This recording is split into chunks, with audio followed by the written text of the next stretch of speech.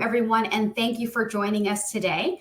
My name is Saroma Bailey, sales representative at Life Labs, and I'm thrilled to welcome you to today's webinar, Reading Between the Lines, Functional Lab Patterns in Clinical Care. We're excited to have Dr. Sarah Wilson, naturopathic doctor, back with us to share her insights. As many of you know, interpreting lab results from a functional perspective can be one of the most powerful tools in clinical practice, but it's not always straightforward. To ensure a smooth webinar experience, here's a few tips. So everyone's muted. If you have any questions, please enter them into the chat. If you think they're disappearing, they're not. I'm moving them over into the Q&A tab just to keep track of them and make sure we answer all the questions throughout. To maximize your screen, just click on or hover your mouse on the top right corner and click on the double arrows, and that will expand the content screen. You can download a copy of the presentation slides by clicking on the handout tab. Today's presentation is being recorded, and the replay link, along with a copy of, again, the slides, will be sent out. We try to send it out within a week of the webinar, so try to do the end of this week, if not the end of this week by Monday. For those that are here live with us today, you'll be automatically entered to win one of four gift cards worth $25. All you have to do is just pay attention. There's going to be 3 secret words entered into the chat, so just write them down when you see them. And at the very end of the webinar, when it exits, just stay on for a few seconds. You'll be redirected to a contest entry page. Put in those correct answers, and then you'll be entered to win the draw. And you'll be notified by email if you've won.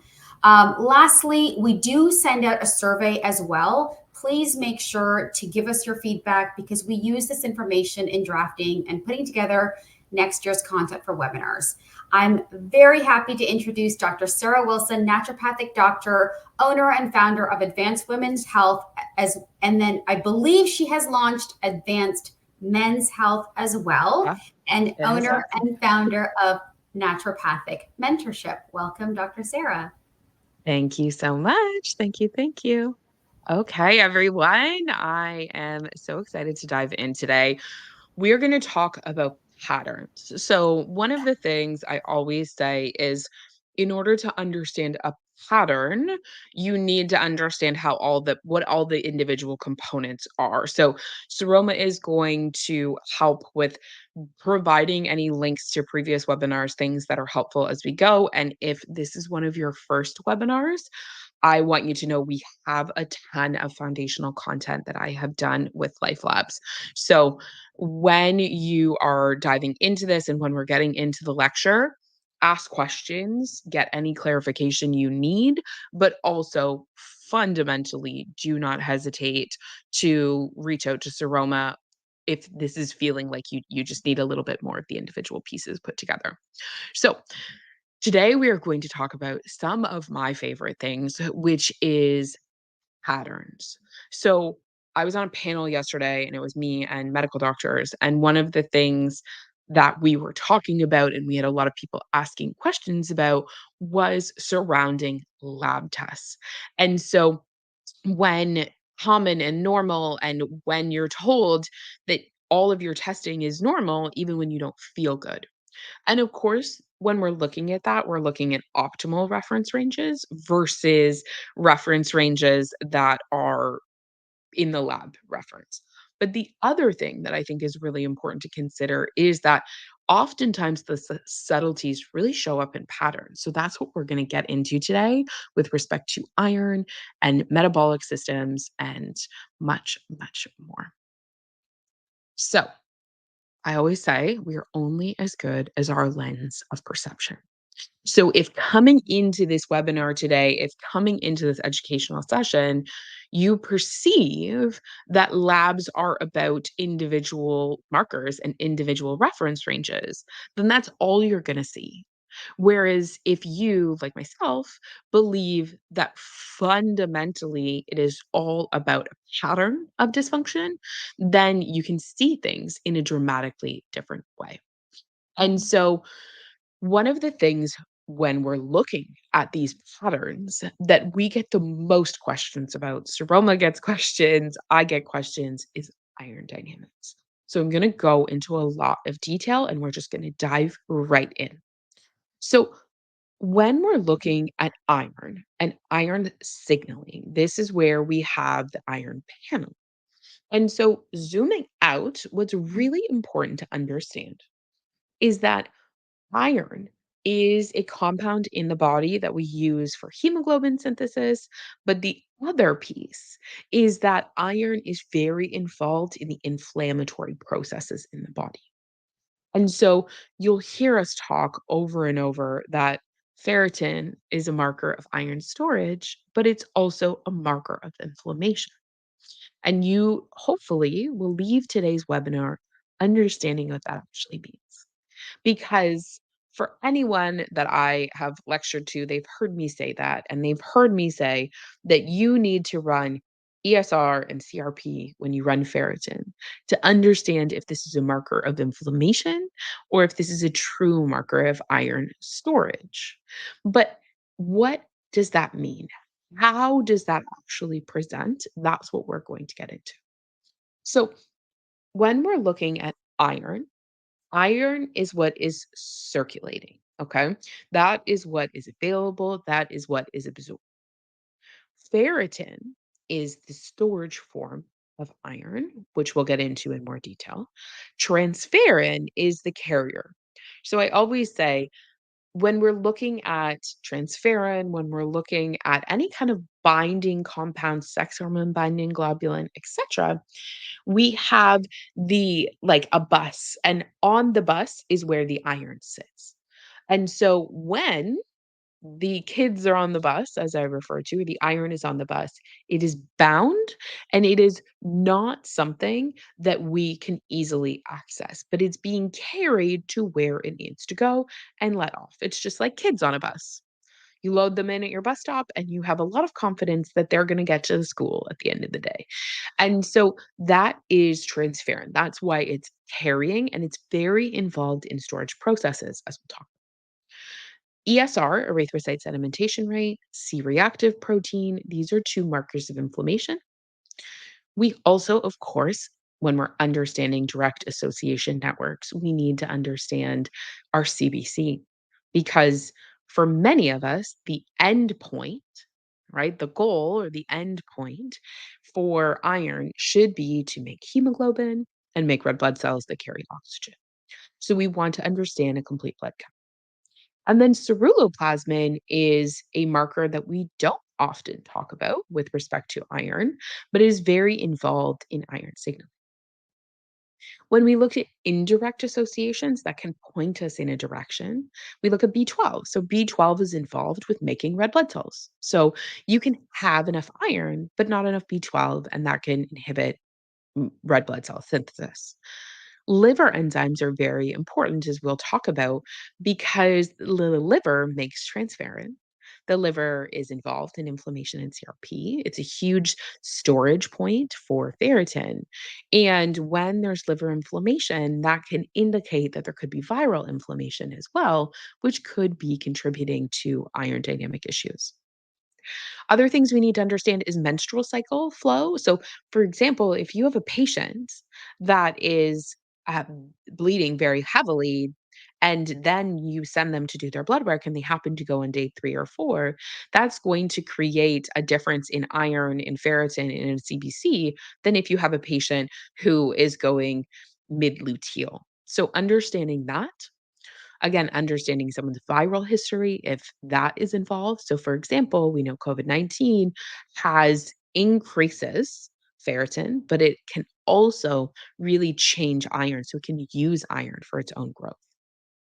We have to understand malabsorptive conditions in order to be able to understand what's going on with iron. And then, of course, understanding kidney function.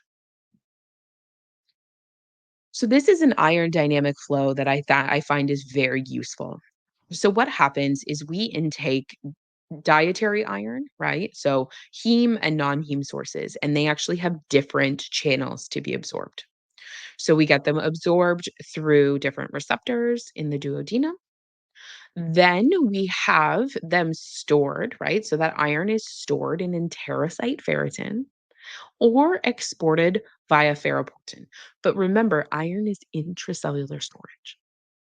That iron then moves and uses ceruloplasmin to convert from Fe2 to Fe3. Then we have it bound to transferrin and carried in circulation. So we need transferrin made by the liver in order to get iron into a cell. So we need that bus to carry it around. It's then delivered to marrow to make heme. It's delivered to the liver to be stored. And then we make red blood cells using these cofactors. And then again, we have senescent red blood cells that are turned over at the level of the spleen. And we also use and store iron from that as well. So, this is the iron dynamic profile that you guys will come back to frequently as we are looking at these different patterns. So, one of the cases I wanted to go through is an endometriosis case. This case is an important one because so frequently we are in a situation where our patients do not have like they have inflammatory responses that are not always as easy to see. And in endometriosis, we can concentrate iron in tissues, but we also know there's a strong relationship to viruses. And there's a very strong relationship with fatigue and oxidative stress and damage. So, in this patient's situation here, we look, her red blood cell count looks good, her hemoglobin looks good. We want to see this 4.5 and 140. So, overall, pretty ideal. Platelets look great. Her neutrophil to lymphocyte ratio is, for the most part, good. And we do see monocytes a little bit high. So, that's a first sign that there's some sort of inflammatory process happening. And I'll explain that more later in the inflammatory section. Then we have erythrocyte sedimentation rate. We want to see this between 3 and 5 or 2 and 5. It's 3, which is good, but ferritin is low. So if you just look at this, you're saying, okay, this patient does not have enough iron. But when we look here, right, or I'll go to the next one here. When we look here, her iron circulating is 33, but her transferrin is on the low end. So this we want to see around 3, hers is 2.48. And we can see that overall, her liver enzymes are not too bad, but tending to be on the lower end. And her ceruloplasmin is low. So, going through it again, this patient has enough red blood cells, they have enough hemoglobin, their immune system is a little bit inflamed, but not doing anything too much. But we see ferritin is low. So, what does that tell us? Intracellular iron and storage is low. We have ceruloplasmin, which is actively involved in that iron processing, is low, which is also made in the liver. And then transferrin is low. And so overall, this patterning tells us that the liver is not making enough carrier proteins and it's not making enough kind of translocation proteins. So, this iron is circulating and can cause oxidative stress and oxidative damage. But we are not in a situation where we can make that into long term storage of iron. We also know in endo, women can have really inconsistent iron. It can be 33 one day and then it can be 12 the next. And part of this is because of the relationship between the liver and viruses. So that's a really important pattern that we want to be able to look at, right? We understand low ferritin can mean low iron, but what else can it tell us about our patients and their health? So, any questions about that while you guys got your handouts, which is good? Any questions about iron signaling and iron dynamics? So we need to understand, and again, I can go back to mm, here, right? So when we look at this patient has a decent absorption of iron, and she wasn't on iron, by the way. So she's getting a decent absorption of her dietary iron. We see that there is a low level of intracellular storage of iron. She does not have the ceruloplasmin, which is creating the iron in the form that can be bound to transferrin, and she doesn't have enough transferrin made by the liver, both of these by the liver, to be able to get the iron to the cell. And so in her situation, she's making heme, but her body is leaving a lot on the table and not putting it into storage, it is circulating. And when iron is circulating, it has a stronger ability to create inflammation, which is why we always want to see iron as ferritin or iron bound. We want to see our iron in the range of that kind of like 20, 24, not too much higher because it can cause a lot of oxidative rustings and that the potential for it to interact with the immune system is high. Any questions about that? I think we're good. Okay. So then we look at our immunological assessments. So with our immune system assessments, we have the direct association, and then of course we have our indirect associations. So we have erythrocyte sedimentation rate. We have C reactive protein, which we've talked about. So with ESR, we want them to be in that range of 2 to 5. CRP, we want it to be less than 1. Our complete blood count, we are looking at 4 immune system profiles and what is happening with immunological function. Then we have our anti-nuclear antibodies and any other antibody responses and complement. So when we're breaking it down, we have our innate immune system and our adaptive immune system. And our innate immune system is non-specific. It is your white blood cells. It is complement. These are systems, antibodies, right? Or not even like IgA, for example. You can have IgA against something specific. So I guess that would sit a little bit more in that adaptive category, but it's acting in an innate way, meaning it's just pulling and moving those immunoglobulins through and pulling infections, et cetera, through. And then we have our adaptive immune response, which is broken down into Th1 and Th2, right? So Th1 is our autoimmune responses, and Th2 is parasitic responses.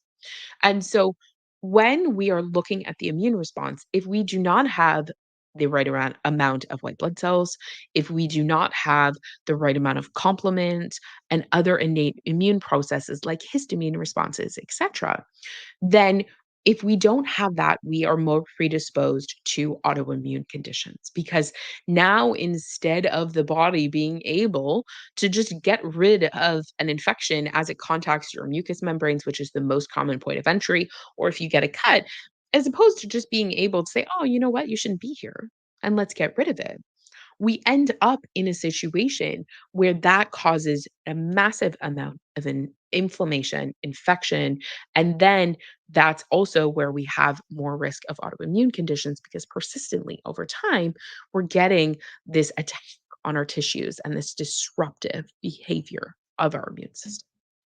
And so we can measure all of these aspects. When we're looking at bilirubin, this is a helpful and liver function test. That's LFTs is liver function test. This is a helpful understanding because, for example, with bilirubin, if we have red blood cells being attacked, if we have a high amount of red blood cell breakdown, the spleen is not working efficiently and effectively. There's splenic inflammation. There's enlarged spleens, which we are seeing more enlarged spleens now than I have ever seen in my whole practice history. If that is happening, then that tells us that there's something happening with the immune response that we need to look into. The liver is very susceptible to viruses. So we have what we call hepatotropic viruses. So these are hepatotropic viruses are viruses that cause liver inflammation, but they don't always show up in other conventional ways with erythrocyte sedimentation rate, CRP, etc. We have urate, which is a marker of gut bacterial imbalances and also insulin signaling. Then we have our immunoglobulin profiles, which in the patient with endo, you'll see I ran and they were all within normal limits. But this can be a very helpful way to look, is this person having an allergic reaction? Do they have enough IgA? What is the body responding to? But fundamentally, these are still response axis. And then we do have the ability to test some HLAs, which can tell us about someone's predispositions to inflammation. Okay. I'm going to go back to the question. So, if she had normal or high liver enzymes, would that change your assessment? I feel like I see this a lot, but high liver enzymes. So, if someone has elevated liver enzymes, then in that situation, there is acute damage and inflammation. And so then our job is to go through and figure out what the source of that is. And so we'll talk about liver enzymes a little bit more in the metabolic section. But if we say, for example, that patient has fatty liver disease, that's going to be a different source of elevated liver function test. But in any situation, and I do have a liver lecture on this where I break down what is made by the liver, what affects the liver, and all of those different components. And so if we look, if all of the things made by the liver are downregulated, whether you have high liver function tests or not, that's telling you that the liver's functional output and capacity isn't good. So that's why I like to bucket things into patterns like what is the liver making? And is that high or low? And then what is the liver responding to? Is that high or low? What is the liver filtering out? For example, insulin, is that high or low? And so you can start to bucket these things. So great question. And then do you look at total, direct, or indirect bilirubin? You can look at a total for sure. And then looking at indirect or direct bilirubin, it's going to depend very much on what you're trying to understand. So I do the liver digestion plus panel, and that one includes direct bilirubin, I believe. But you just need to understand which is which. And fundamentally, when you have total, you can do a calculation to understand. As long as you have two, you can understand the third one and understand if this is a spleen issue or if this is a liver issue. So, one of the things that I really like to do when understanding patterns and helping patients to understand patterns is I look at inflammatory indexes and ratios.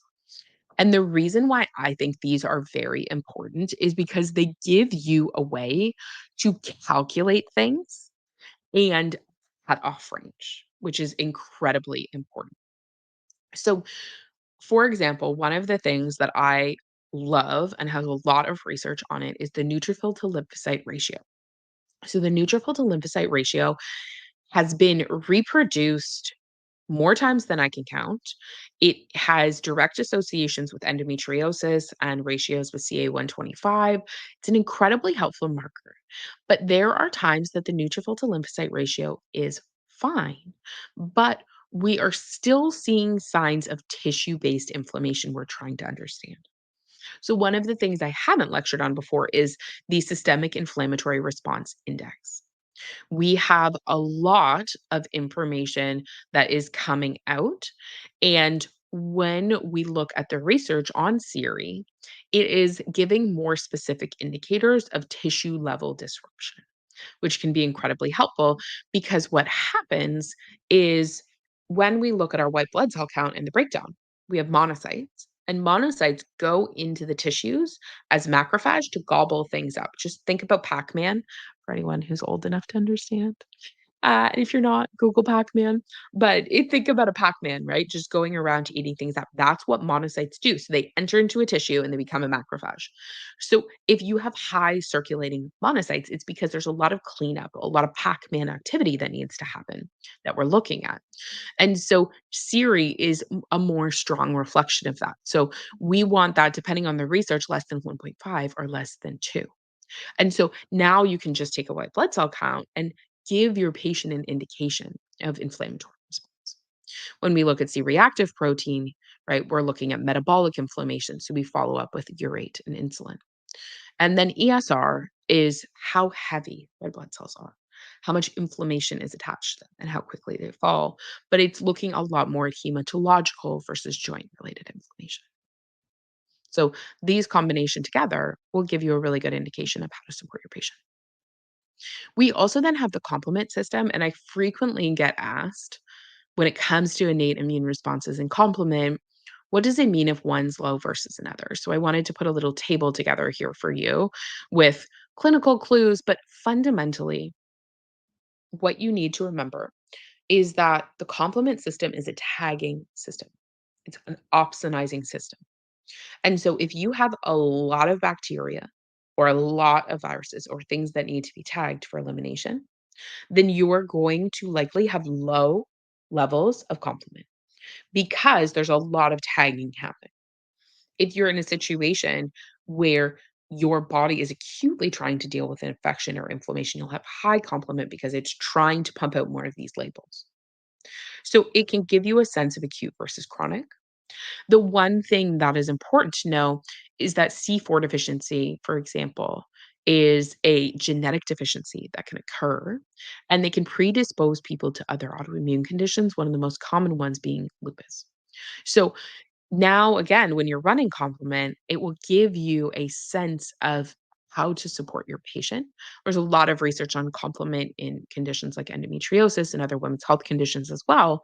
But fundamentally, when we see an overall depletion, low C3, C4, we're looking and saying, is this genetic in origin, or is this because the system is just absolutely inflamed and struggling? And then if we see low C4 in of itself, that's going to tell us more about, okay, is this genetic or just classical activation ways? We see this a lot with like edemas and angioedemas and those types of things. Okay. If you guys have any questions about yeah, okay. Can you speak to complement testing? C3 and C4, does it just indicate general immune imbalance or tell us something more specific? Hopefully, I was able to answer that question there. Yeah, great. If you guys have any questions, throw them in the chat. Um, for anyone who hasn't been on any of my webinars, I love to go back and forth and not just like lecture off the slides. So don't hesitate to reach out. Okay. So then we get into metabolic assessments. So this is where some of you guys have seen me lecture quite a bit on metabolic health. And these are very critical things. So even yesterday I was on the stage talking about some of these metabolic assessments, and some of the doctors were like, well, you could do this, or you could do this, or you could do this instead. And as much as it's valuable and useful, like you can use a home IR, you can use fasting insulin and C peptide. These things can be very helpful. They are fundamentally not telling us what's happening when a patient's eating. And this is the source of dysfunction for so many patients. They are not fasting all day, they are snacking all day. And so, if you have someone that their average glucose is high, their liver is fatty, their lipids, their triglycerides are high, their HDL is low, their fatty acids are high, you have a very complicated job in terms of getting that patient to actually do something from a lifestyle perspective. But you do have a pretty simple job in terms of what's going on. Like, yeah, I know what's happening. But if you have a patient who has an average glucose of 5, they are getting anxious and brain foggy throughout the day. Their liver enzymes are fine. You see that their triglyceride levels, by the time they're fasting for 12 hours, their triglyceride levels are zero point 0.7, which is fine, but their HDL is low. If you see that their free fatty acids are high, their CRP is starting to trend up, what do you do then? Right? Because you're saying, okay, well, something's happening with HDL, but maybe they're just not exercising because that's one of the potential options. When you look at their average glucose, it's fine. So they must be fine. Obviously not how I think through things. So that's where we need to understand a lot more about what's going on and what's happening when that patient's eating. Because just because they're able to get back down to baseline doesn't mean that this couldn't flip a switch and they're spending 12 hours of their day weight loss resistance, struggling with appropriate blood sugar regulation and insulin. And so looking at the insulin glucose challenge testing and seeing that half an hour, is their insulin higher than 500? Does it go down to 400 and then less than 220 at the 2-hour mark? Or is this a situation where this patient is has their insulin peaks at 1,000 and then stays there at 800, 600? Well, it doesn't matter if that patient is getting down to a fasted level that is decent. What matters is that patient is going to be symptomatic all damn day. And so we need to understand that and be able to support our patients in that symptomatic window. And that is also where a continuous glucose monitor can be very helpful. That's what a CGM stands for.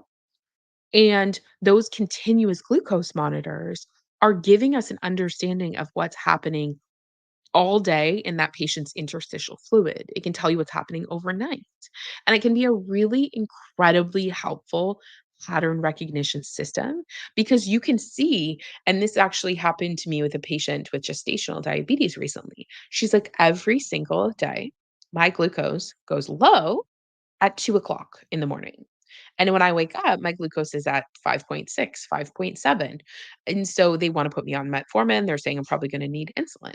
And so, but she said after she ate, her levels were fine. And I was like, this is not the solution here.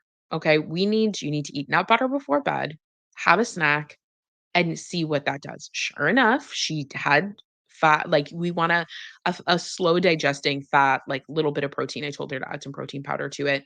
She ate that before bed, no more hypoglycemia at 2, and no more high glucose in the morning.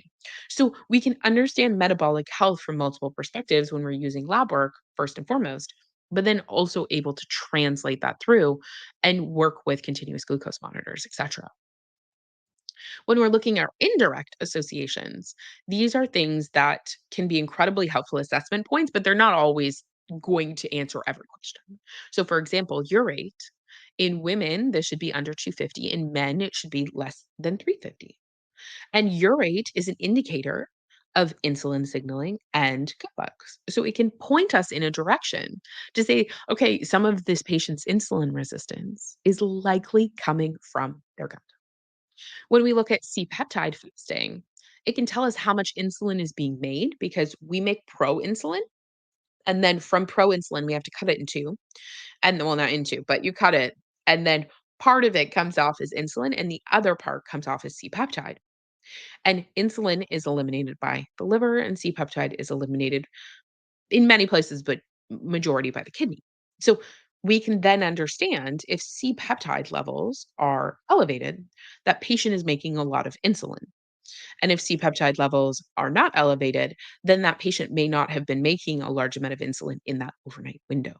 So it can give you a bit of an understanding. Again, not perfect, but it can be a really helpful tiebreaker. Same with 8 a.m. cortisol. If you have a patient that wakes up in the morning and their glucose is high, then if you test their cortisol and their cortisol is also high, it's giving you an indication of what the cause is. So we want to make sure we're understanding metabolic health because 75% of people have insulin resistance. Like this is just a fact. 75%. It's a decent number. But we are also getting more and more complicated cases come in where we need to understand how to use free fatty acids, how to use urate, and how these patterns are showing up together. And so when we're looking here, one of the things that I love to show is how all of these things are working together. So when insulin is high and the body is responding to it, it should suppress free fatty acids and lipolysis. Okay. And we should be in an anti inflammatory state. When insulin is low, we should be able to pull those fats out, those free fatty acids, and be able to use fat as fuel. That's how the process works, right? Or if we're insulin resistant, then we also don't get that signal.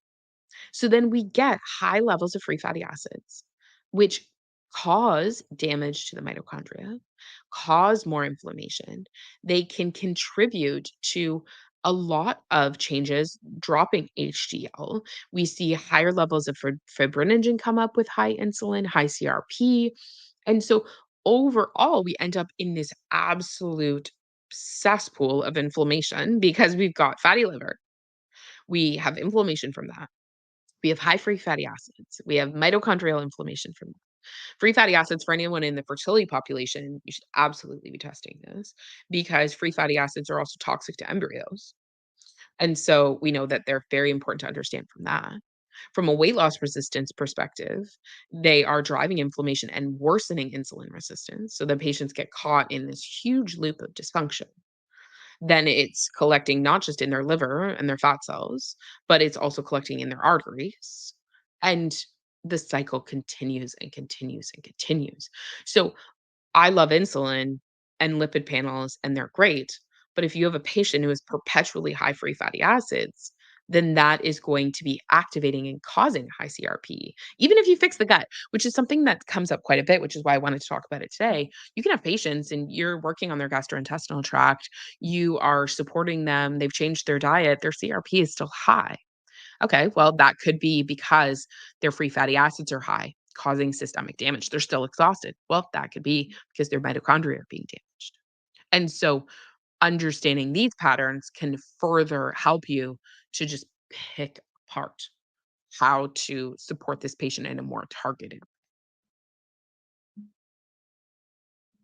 And then this is just to reinforce that because I know that last image can be a little bit overwhelming in terms of how many different arrows there are. So, free fatty acids, when chronically elevated in muscle, are decreasing glucose utilization. They are decreasing insulin signaling, right? The same is true in the liver. We're increasing gluconeogenesis and worsening insulin resistance. When we see in the pancreatic beta cell at physiological levels, this is triggering more insulin secretion as well, because even outside of glucose, the body is still responding to nutrients, which is why weight loss is a hormonal event and not a caloric event. So we're responding to nutrients here. When we have chronic levels, we can see fatty accumulation in the pancreas and we can see apoptosis. And then when we again have acute, really large dosing of free fatty acids, we get decreased incretin hormones. Gotta love a little Ozempic here, right? And decreased incretin effect, and we see impaired insulin secretion. So this can happen to our patients who eat high fat, high sugar foods. Boom, they get hit. They get a decreased incretin response. They don't make enough insulin to deal with that. Then they have dysregulated blood sugar for hours afterwards. And so, again, understanding free fatty acids can be very helpful. What do you think about running more comprehensive lipid panel, particle size, and number? I love it. Like whenever I can get my hands on ApoA, ApoB, LP little a, like all these types of things, it can be helpful. Particle size testing can be very helpful. I think that fundamentally, it doesn't always change my treatment, if that makes sense. Um, Obviously, LPA does, like that genetic understanding of how much influence we're going to have with diet versus when statins would be indicated can be very, very helpful. But when we look at particle size, fundamentally, a lot of it comes down to inflammation, insulin, free fatty acids. And so I'm doing that work first. And then if we do have a patient who has a persistent elevation, even though all of their labs are improved, then we'll look at LDL particle size if they are really opposed to stronger interventions with red yeast rice, longer term liver support, statins, etc. Great question. Okay. So then let's look at this. So I wanted to put this in because as part of a liver assessment and part of a metabolic assessment, understanding what's going on with the liver is really important.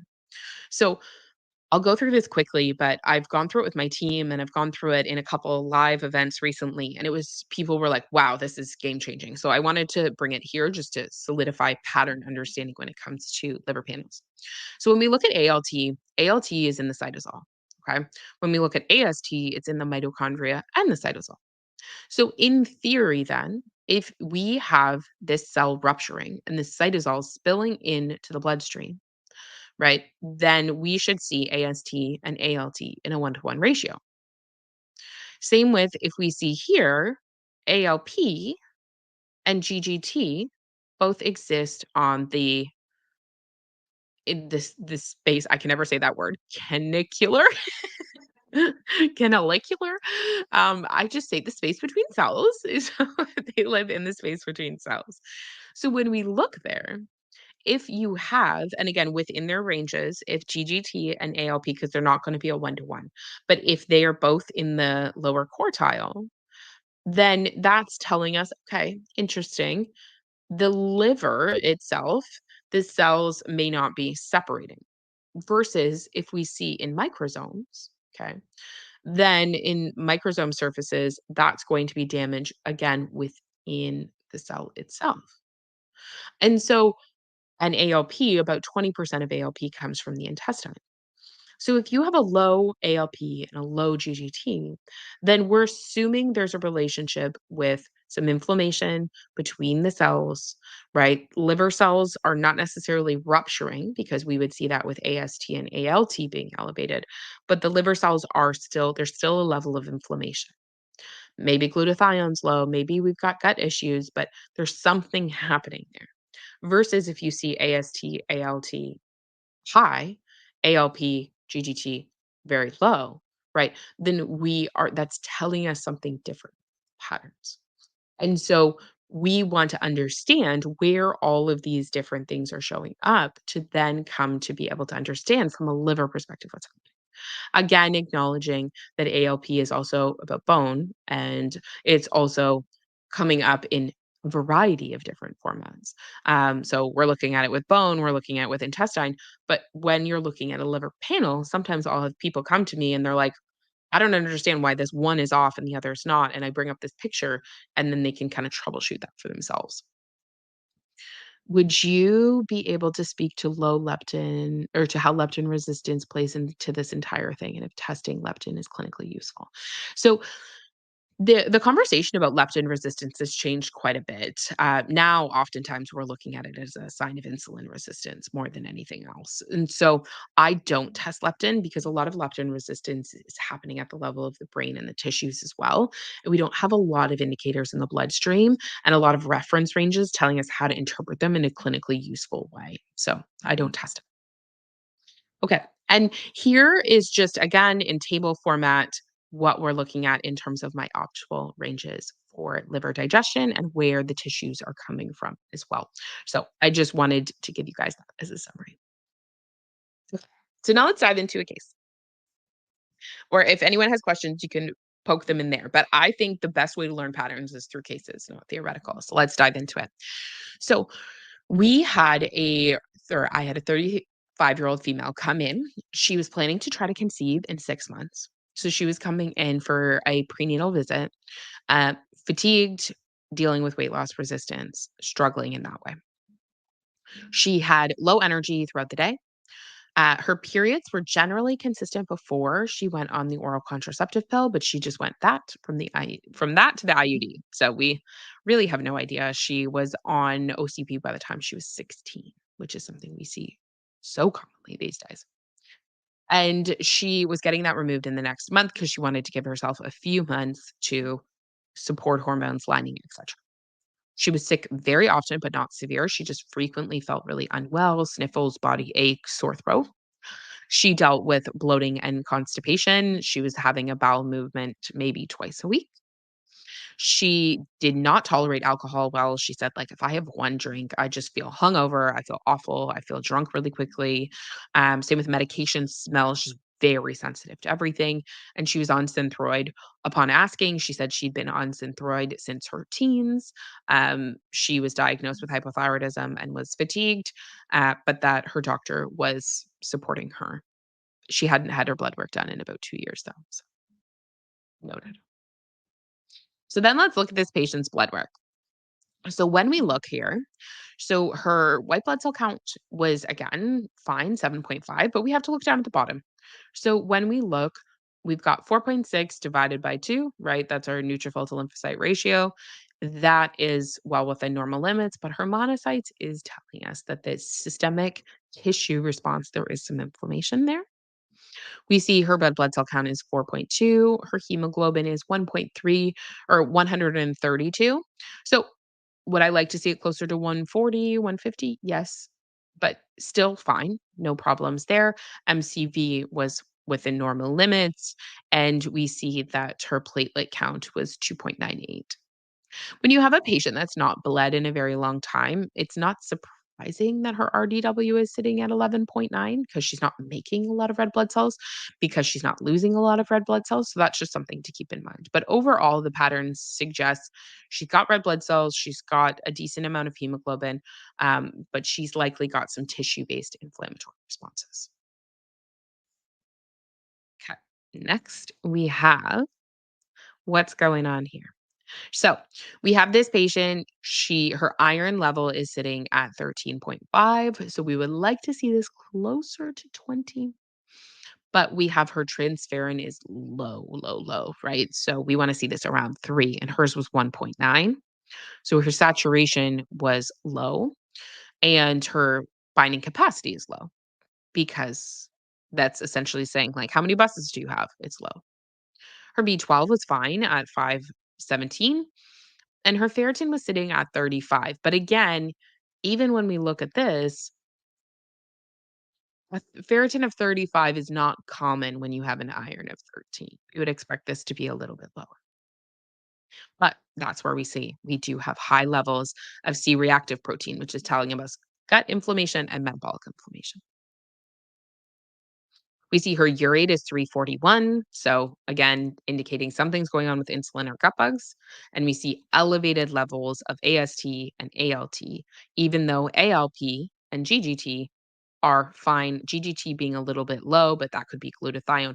Overall, though, we see the main issue is the rupture of those liver enzymes and the liver cells to get the enzymes in.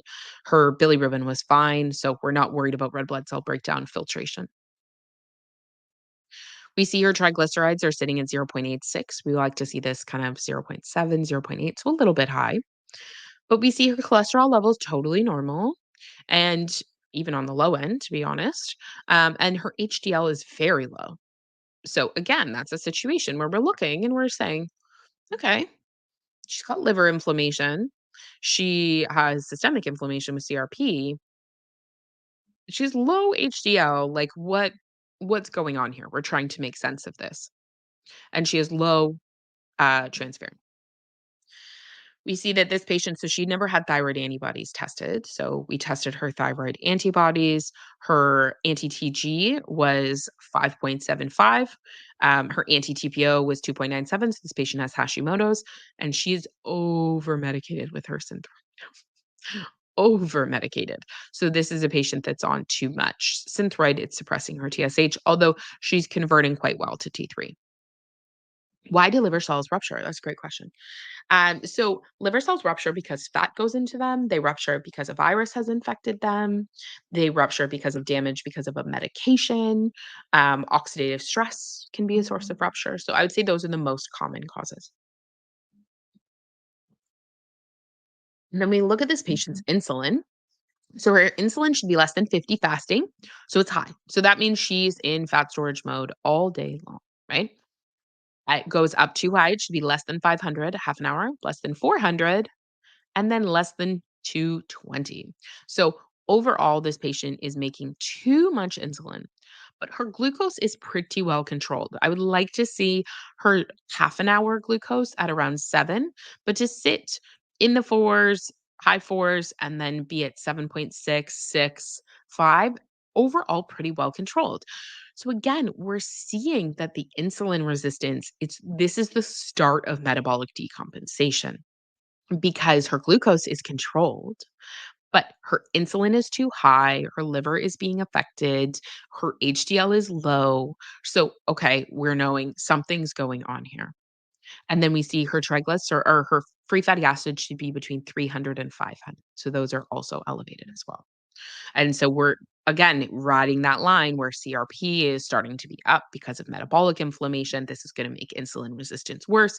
So this patient's at a really critical time where things could improve or they could really go downhill. We see that her antibody was negative. So I tested that because I had a suspicion that she had Hashimoto's and I wanted to make sure that we were in a situation where her immune system was under control and her vitamin D was low, which is obviously very important going into pregnancy. So, what other tests? This was the first round of testing I did. What other tests would you do? Is there any other patterns we need to understand? Um, and would that change your treatment today? So, do you feel like you could treat based on this, or do you feel like you need more labs to be able to treat this patient? So, I'll get you to throw that in the chat and then I'll talk through my thought process as we go. Because While they're doing that, Dr. Sarah, there's one question in the Q&A tab that I moved over. is that JR's question? Oh, yeah, Yes. I did that one. Oh, sorry. Never mind. No worries. Give me a chance to drink water, which is great. So one of the things that I think is really, really important to understand, and Saroma and I have talked about this so many times, is that if you are in a situation where you do not have enough data or your labs came back with something that we weren't expecting, you can send that patient back to the lab, right? You can absolutely say to them, I do not have the information I need to take action here. And so I need you to go back to the lab before I can give you a treatment. And I think sometimes we are so hesitant to ask this patient to go do something else, but it can be an incredibly helpful thing to do. And the reason I asked this question in two parts, and you guys can answer while I'm talking, but the reason why I asked this question in two parts is because fundamentally, you can start a treatment based on what you have and do more testing. You can do more testing before you do anything, or you can say, you know what? I'm going to start treating you right now. I always say to our team, because my team meets for an hour every day, I'm like, you could throw a dart and find something to treat here. Like there's so much going on. Right. And so in those situations, the question becomes, are you just testing? Like, are you just treating? And then in 3 months down the road, you're going to do repeat testing anyways, and we'll do other labs there. If the patient has Hashimoto's but tested negative for ANA, does that mean anything? Mean that the Hashimoto's isn't affecting her immune system? Such a great question. No. So the Hashimoto's is an autoimmune condition attacking the thyroid. But what we do see is that people can have multiple autoimmune conditions. And when someone is going into pregnancy, I try to see, is there DNA? Is there any other autoimmune markers I can get that are going to give me a general sense of how severe this inflammatory process has gone? And because we can't test things like anticardiolipin antibodies and antiphospholipid antibodies, we have to look at generals. And so if a patient went on Synthroid in their teens, they likely have Hashimoto's and it's likely been there a long time untreated. So it is likely that they have another autoimmune condition that we're not seeing. And so I'm just trying to get a gauge on that. So that's a great question. Okay. So when we move forward, this did not change my treatment. So I will go to the next slide so we can talk through what I did. So, from a treatment perspective for this patient, I put her on 5,000 IUs a day of vitamin D because it was low. I did fasting mimicking diet or Prolon. So, I did that 5 days per month for 3 months in a row. The reason why I like Prolon is because it lowers free fatty acids very quickly and it helps to reduce inflammation very quickly. It helps to reduce insulin very quickly. And so it has a lot of research to show reducing fatty liver disease, reducing insulin resistance, reducing inflammation, helping with autoimmune conditions. So overall, this is just a system that is going to be very helpful to get this patient to reset every month for 3 months in a row. I did liver gallbladder support to give her liver antioxidants and to also give her liver nutrients so that she could process bile more efficiently and effectively and reduce some of that liver inflammation, hopefully get some of that fat out of her liver. I did black cumin seed because it helps with the thyroid antibodies and it's also going to be an antimicrobial. It also supports insulin resistance. And then I gave her laxative PX at night with so that has Senna, it's a restorative formulations product. I've put that in there. But I gave her that with 400 to 600 milligrams of magnesium citrate. And she also did, I didn't put on here, but a magnesium citrate clear out. So what that is she drinks 15 grams of magnesium citrate. She does not eat for until dinner that day, poops her brains out from mid-morning until dinner time. And then that functions as an opportunity to do an initial clear of that constipation because that'd been there for a while. And then I gave her a stimulating and an osmotic laxative because I felt like her constipation was ongoing and going to be an issue. And it was also preventing proper bugs from leaving, insulin from clearing, all of these types of things. So I did that. I do have a CE. I already recorded it, but I'm going to put that out. Anyone can message me about it if you want to understand more about how to treat constipation and tricky constipation, I have a free course that I put out on that. And then I lowered her Synthroid dosage or sent her back to her doctor to lower her Synthroid dosage. So that was my initial phase of treatment. That's what I supported the patient with. How long does she need to stay on 5,000 IUs of vitamin D and black cumin seeds? So this was a 3-month plan. Many of my patients are on 3 to 5,000 IUs of vitamin D every day. So that I don't hesitate. Obviously, I'm testing vitamin D levels in the blood at least twice a year when they're on higher dosages to see what's happening. So then 3 months later, we did modified labs. She was like, "I am not frigging going to the lab for 2 hours again," which happens, and I get it. So we did her fasting glucose, it was 4.4. We did her fasting insulin, which was still at 92. So it was at 117, it only dropped to 92. So when that happens, that can either be a sign that the patient's insulin resistance is not better. It can be a sign the patient has a had a challenging night of sleep, right? Some kind of stress response that occurred. There could be something happening now. Of course, they could have eaten, but we tell them not to. But when we're looking at that, in this situation, this triggered us to look more into sleep because she had lost about 15, 20 pounds. She was feeling much better. Her fatigue, her energy was through the roof. Like she was in a much, much better place. And so that's, I referred her for a sleep study just for that reason, especially prior to pregnancy. We see here, I also followed up just because of the Hashimoto's, the significance of the inflammatory process. And because she was now 3 months from trying to conceive, I said, okay, let's get some pituitary hormone. So we did FSH and LH. Those were both ideal for her age. Her estradiol was sitting at 100, so that was pretty good. But her AMH was sitting on the low end. And so that AMH is again not telling us specifically someone's chance of getting pregnant every month, but it is telling us the longevity of the ovaries because it's telling us there's less of those follicles that are waiting to enter into an ovulatory cycle. And so it's imperfect for sure, but it is a marker that can be helpful to just help the patient understand okay, we do want to do this sooner rather than later. Her DHEA looked pretty ideal for her age category, so I wanted to test that as well, just to understand metabolic resilience, and in her age category, we want her to be again around 6. So that was good.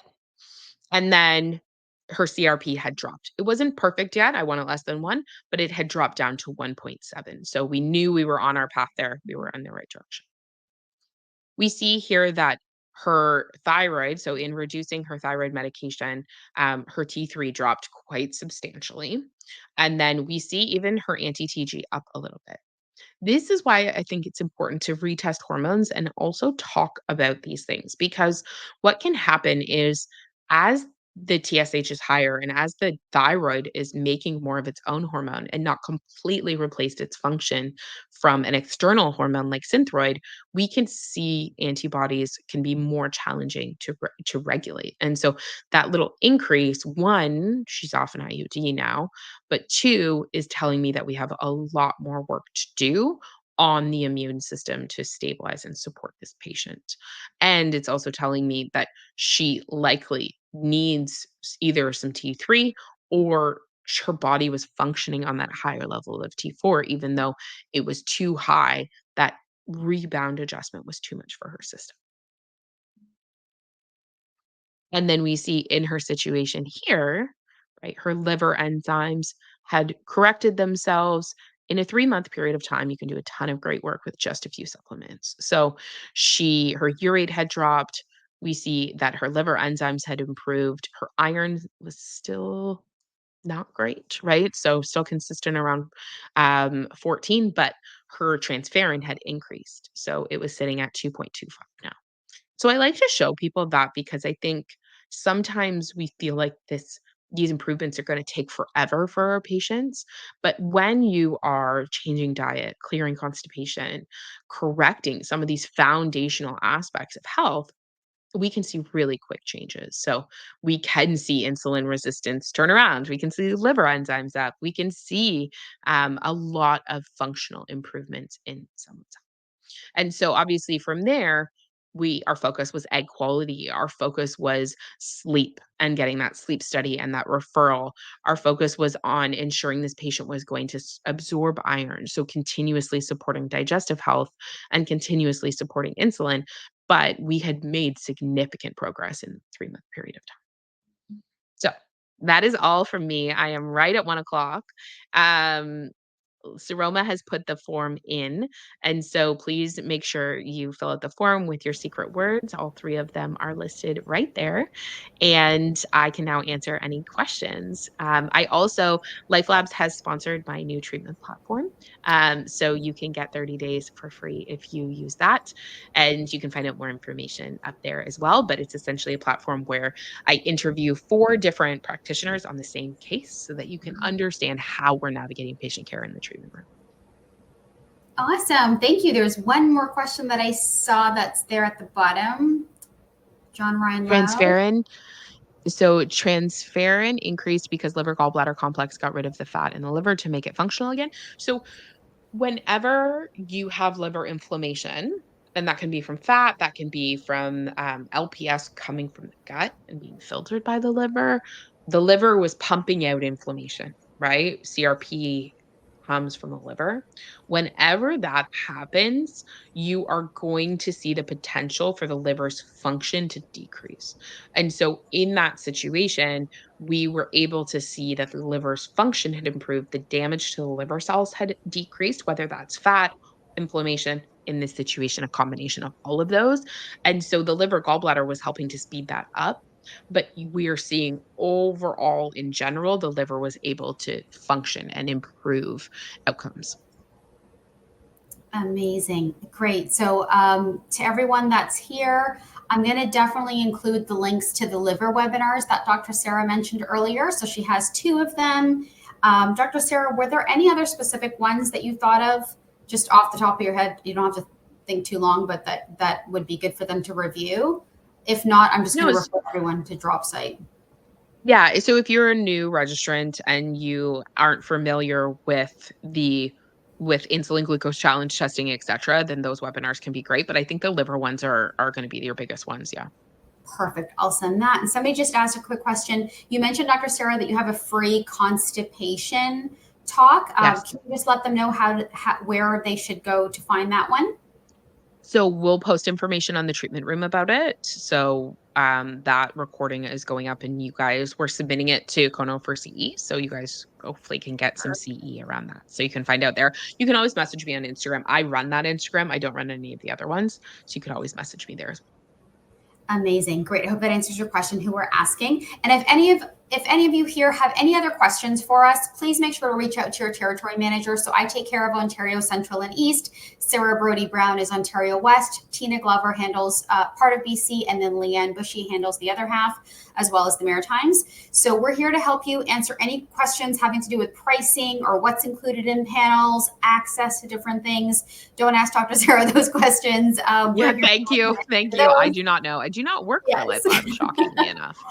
So anything like that, please make sure to reach out to us. I'll be sure to make sure that all of our contact information is in that post-webinar email. And again, everyone, please hang on for a few seconds when I end the webinar. Just let it spool. It'll redirect to that contest entry page to enter those questions. The secret words. And let me see. There's no other questions. Perfect. Amazing. Thank you all so much. I hope you found this helpful. Thank you again, Dr. Sarah. We'll connect soon. And we'll reconvene for next year. But we have another webinar. If anyone else has seen it, not with Dr. Sarah, but with Dr. Seema Kanwal on hormones coming up next week, Thursday, about the different Life Labs hormone panels. So if you'd like to attend that, please make sure you do. Thank you, everyone. Bye. Thank you. Bye.